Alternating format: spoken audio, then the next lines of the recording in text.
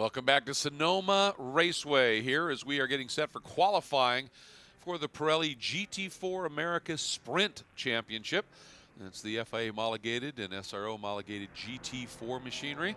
As we are getting set to go here, the wildlife not too far away, domesticated wildlife. Good job. Yes, they are. Keeping this place nicely groomed as we are set for a qualifying session that is going to be hugely important. Greg Creamer along with Calvin Fish once again. Just an absolutely fabulous day. Nice cool conditions here. It's dry out here obviously, and we're in the about mid-60s or so. Just absolutely beautiful day, and actually just tipping into the low 70s right now. Let's take a look at this track, Cal. Well, it's certainly a challenge. 2.4 miles in length, 12 turns, lots of elevation change. It's not such a high-speed circuit where you're really worried that much about horsepower and drag. It's all about handling and grip, and tires are going to be such a huge factor here over the races this weekend. And as we get set for qualifying, previous times really don't do much in terms of previous visits to this facility because we're running a different layout, particularly the turn 7 hairpin area. Yeah, it's a much wider. It's like a double apex turn and certainly sets you up a little bit differently to head up through the S's, and a little bit of an issue with the curbing there on the exit that we'll have to pay attention to. It was breaking up in the earlier practice sessions this weekend. But as you said, perfect conditions, about as good a track conditions as these drivers are going to see for the rest of the weekend as the temperatures are going to ramp up. And what a season has been. I mean, this is really the halfway point, round 8 of 15 in this championship. And I'd have to say, Greg, the driving and the racing in this class, in the Sprint GT4 category, has been sensational this year. I think it's the best we've seen out of all the categories. It's just been great stuff. And they've just attacked. I mean, you know, it's the historical, the traditional version of World Challenge racing, if you want, in terms of the one driver, 50-minute sprint. But this year, it just seems to have been amped up. They are really, really on it. Some great runs. And they come to a track like this, haven't been to in a couple of years, with the immense challenges that this facility presents. Some of these drivers are as good as they get, quite frankly. I think we're in for a show. Great camera angle there. You see the big plunge over the hill from 3A down at the brake zone with turn 4. Looking at Ian James right now, who sits second in the championship. Opened the season with a win at St. Petersburg, but it's really turned into a great battle with 3 veterans. Gar Robinson had the championship lead going up to Canada, or was tied for, and suddenly you got Pirelli, James Cooper leading the charge in the championship points, followed by the 2 Ranch 74 cars of Gar Robinson and Shane Lewis rounding out the top 5 in points. And it's everybody's had an issue that one race, or and maybe the big story is Pirelli getting 0 points at all at VIR, and then coming back with the run that he did. A couple other teams had issues, and he's right back in that championship. By the way, James, last time we were here in 2017, had pole and had one of the race's fastest laps. So not a surprise to see him up front, perhaps, with his knowledge and just his ability. But this car hasn't necessarily been at its peak in terms of straight line speed, but they have figured out a way to just keep earning points. And I think that's the key we talked about when we looked at the track. Top speed is not such a big factor here like it was at CTMP. So I think for Panos, they're probably licking their chops here about the potential of maybe leading the way here. But right now, Shane Lewis has certainly been right on James' bumper there in this early laps of the qualifying session. Pirelli jumps to the top. James sits in the 4th position, gets bumped to 5th by the 2nd of the Ranch 74 cars of Gar Robinson. And Lewis has a nice lap under his belt already, sitting 3rd. Just as a reference, fastest lap of the either practice session yesterday was Pirelli at a 1:47.4. So already well underneath that, Pirelli is with that 1:45.3 in provisional pole. Yeah, fresh rubber will do that, but you only get about 2 really good laps out of them before you start to get some performance fall off. You see a little, talk about the elevation change coming in that carousel turn. Super challenging, and now you see Ian James starting to get some good sectors put together. Watching Lewis there as he came through turn 4 and into turn 5, setting up for that carousel. The front end of that car was darting everywhere. And in this 7A, 7B complex that they're using with the layout, there's a yellow line that would normally define the track, and they said, don't worry about that one. That's the one spot this weekend where you can go all 4 wheels over that yellow line. If you get really wide when you come back, do it safely, but you're okay to use the track. And every driver really has been maxing on that as we watch it. Here comes Pirelli with James right behind him. And then Lewis, and here's Gar Robinson, I think. He should shoot up the table here a little bit with his lap under his belt. He's first out of the gates, seems to be leading the other front runners on the charts right now. See what he can cross the stripe with, sitting in the 5th position right now.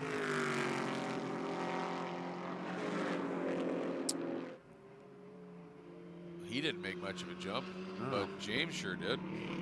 Yeah, you could see there when James started to gap Shane Lewis a little bit, there was going to be a hot lap on the board. But Cooper is fastest right now in the McClaren, which is still starting. Oh, lots of dust there, kicked up. Talk about the blind corners, very easy just to run a little bit wide there through that sector. That was a great lap by Cooper. It was one here in every class of World Challenge competition, and just loves this place. From 2017, he swept the weekend in the GT class in the Cadillacs. He likes this place. That's the number 91 of Jeff Burton, one of the AM category cars. When you look at the top of the charts, Cooper, as you said, so much success here. He's a lot of confidence coming into this race circuit. He's won in every class of competition in World Challenge. Then you've got James, who's set track records here. You've got Spencer Bumpelli driving for Kevin Buckler's TRG operation. This is their home turf here this weekend. So a lot of teams and drivers think they may have the upper hand, so that's going to make it even more intense. Had a long chat with Ray Sorensen on the Thursday test day here, and he said, we just really haven't found the sweet spot yet in the McLaren chassis, and because it's got so many road car parts on it, in terms of ABS and traction control, it's not quite as adjustable as some of the other cars. And he said, but it's got a lot of potential. And Cooper's just driven brilliantly this year and is doing so once again. And now that they may be, he said, we found a couple of things here. And again, this is a track that, this is a place that Cooper just excels at generally, and doing it once again, Cal. Well, I think what I've been impressed by this year is Michael's patience, because as this team gets to grips with this chassis, certainly I think the big surprise was the fact, oh, beautiful slide there through turn 1. He is really drifting that car, so maybe the grip level has gone away a little bit. And we talk about the tire degradation here. You only get 2 or 3 sweet laps. But getting back to the point I was about to make about Michael, is that he showed extreme patience in the fact that Jared Andretti and the Andretti Autosport team, it seemed to me like they were getting more out of this McLaren chassis than Black Dog was, despite their experience over the years in World Challenge competition. So that's the key when you got that head on your shoulders, like, don't overreact, don't overdrive the car, just get the results you can get right now. It's a long championship season, and he's put building blocks together, and he's suddenly, you know, in the top 3 in the championship, and now the car's starting to find its sweet spot for them. Oh, problem here, spin by the number 22, Marko Radicic, who is driving the BMW from his team, PrecisionDrivingTech.com, and gets it gathered up once again. Talking to him a lot, he said, this is his first time here, and he said, ooh, in a moment here for the 72 of Lewis as well. So you're talking about it, grip starting to go away. Doesn't take long here. This is a track that really takes its toll on tires. Yeah, I spoke to Spencer. He said we did a sticker run yesterday, and he said, you know, you saw the lap times inside the cockpit, and then the next lap you just down. It's just a few percent each lap. You just use a little bit more and more grip, and if you're in qualifying, you're pushing for that ultimate lap, then you can start to make mistakes. What a performance we saw by this man Nikolai Algahanian at CTMP. Well, I was a little bit heavier this weekend, though. Yeah, it's about this time in that qualifying session at CTMP when he started throwing down the laps and getting up to the front, putting on a real battle for pole. I think that's probably why we're looking at him right now. Right up in front of him is Jared Andretti, and the number 18. There's the McLaren that just flashes through. Andretti, after his start to the season, which has been just remarkable, making this switch, has been bumped up to pro. So he's here in a new category this weekend. So Alganian is chasing one of his class competitors right now.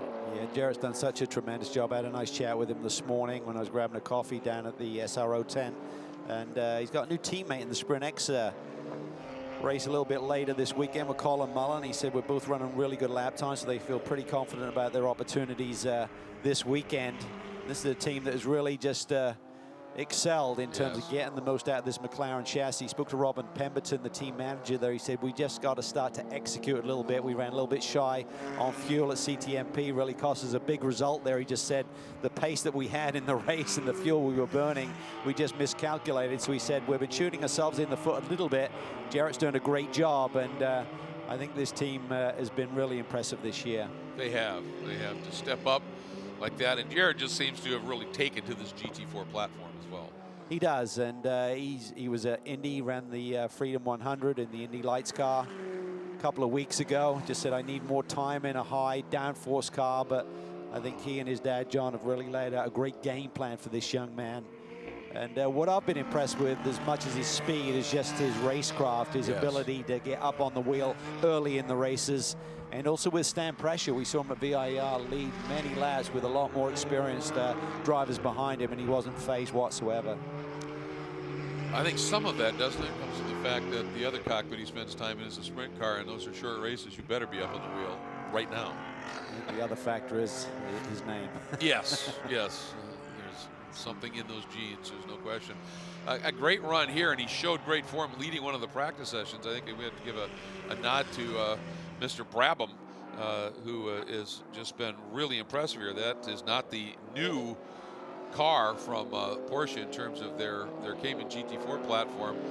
Ran at Long Beach with the car, but he's shown some really good form and speed here. Leading the second practice session yesterday. Yeah.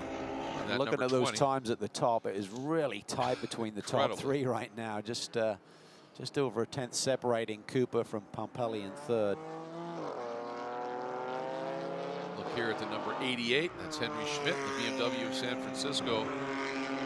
Stephen Cameron Racing Products BMW, right in front of him. I believe is his pro teammate. Schmidt doing a nice job.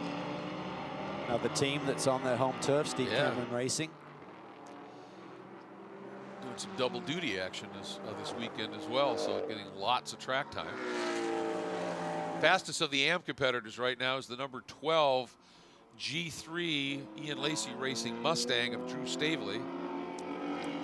Defending champion and basically championship leader-elect, with Jarrett Andretti being moved up to the pro ranks. Absolutely. Here is a look at Drew. Really quick driver, and of course they started their campaign a few years ago, he and Frank Gannett in the Ginettas, but Drew, an instructor in the Ford Performance School at Utah. Frank started in it, and they said when they made the decision to come back to Mustangs this year, everybody grinning, because that was a platform they were really comfortable with, really liked.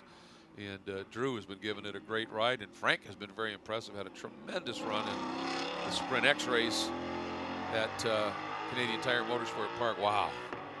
Picking the throttle up early and just watching those corrections on that front wheel. He's after it. He really is. He's on and out laps. I'm not sure if they came in and adjusted tire pressures or something, or just let him sit for a moment and reflect on how the times look. Nice line through there. Really just kind of keeps it over to the left. That sets you up on a better radius, but even then you can see you really struggle for grip up and over the hill through turn 2. Big compression right there. There's a big bump there as you turn in. And you just float the speed up over the top. This is where it's really difficult to see over the horizon and pick up your track out points. There's so many points on this track where, as you would want to be going to throttle, everything's falling away from you. And we were out watching around the track a little bit yesterday at some points, and it's really brought to your attention how much literally you have to wait and wait and wait to go aggressively to throttle coming out of some of these turns as you climb these, come over these brows. For sure, and when we get into that 50-minute sprint race here this afternoon, those last 10, 15 minutes, there's going to be a lot of waiting. That was interesting. Used that curb as he went to throttle to kick the rear end around, straighten him out a bit. See how he attacks the chicane this time. Last time through, he really wasn't using much of the second part of the chicane. Turn 9 he's now coming into. Saw Gar Robinson and others. Oh, now he really eats it up a little bit. Oh, yeah, different attack approach this time. Through turn 10. And using the original configuration for the hairpin. That's why some of these times compared to last visits don't count, because there was a shorter version where you cut through earlier here for this hairpin, and this event using that full long run through the hairpin. Let's see what he does. Previous best lap, a 46.69. Not quite enough. Off by about a second from his best lap.